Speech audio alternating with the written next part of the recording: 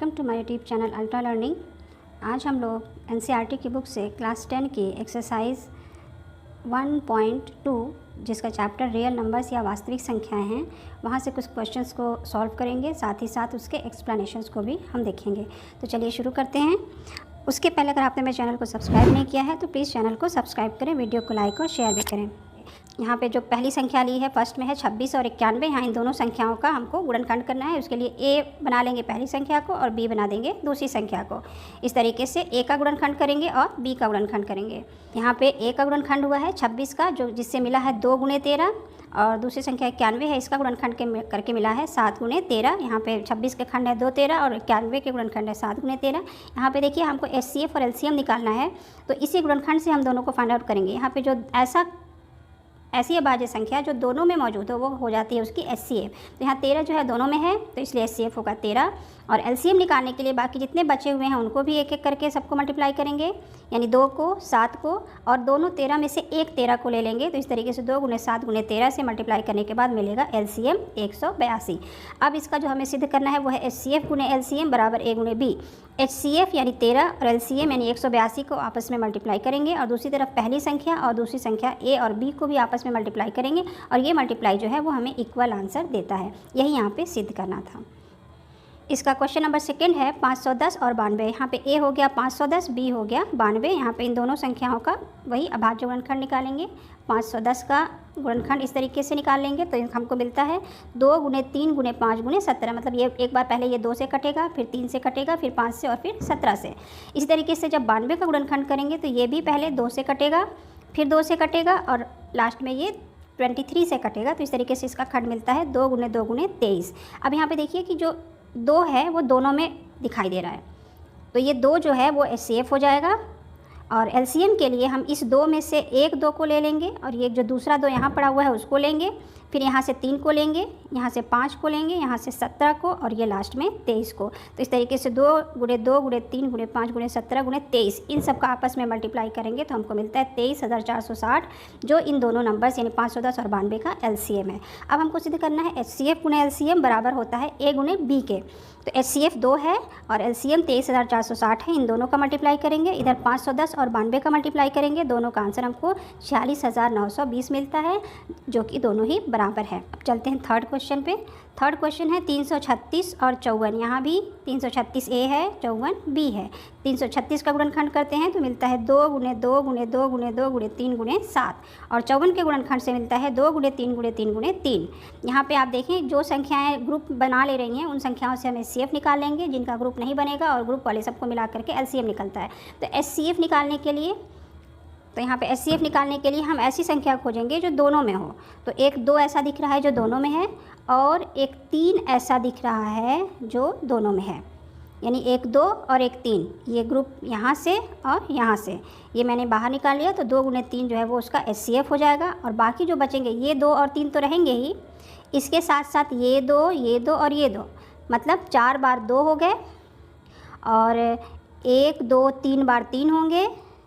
उसके बाद 7, ये आपस में जब मल्टीप्लाई होंगे तो उस पद का एलसीएम निकलेगा, जो कि है 3024। अब यहाँ पे हमको सिद्ध करना है एचसीएफ × एलसीएम बराबर ए × बी।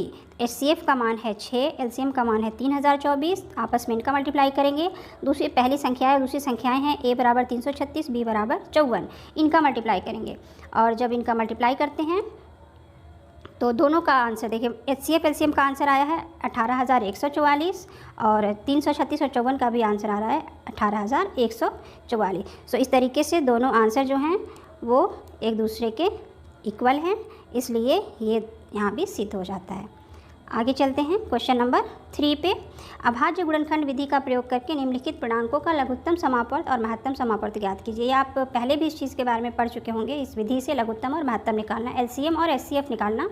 यहाँ पे 3 संख्याएं दी हुई हैं। फर्स्ट नंबर में 12, 15 और 21, इनका अभाज्य गुणनखंड अलग अलग करना है। उसके बाद उनके ग्रुप से एलसीएम और एचसीएफ को फाइंड आउट करना है। पहले हम तीनों संख्याओं का अभाज्य गुणनखंड करते हैं। यहाँ 12 का अभाज्य गुणनखंड किया गया तो 2 × 2 × 3 मिला। 15 का किया गया तो 3 × 5 मिला, और 21 का किया गया तो 3 × 7 मिला।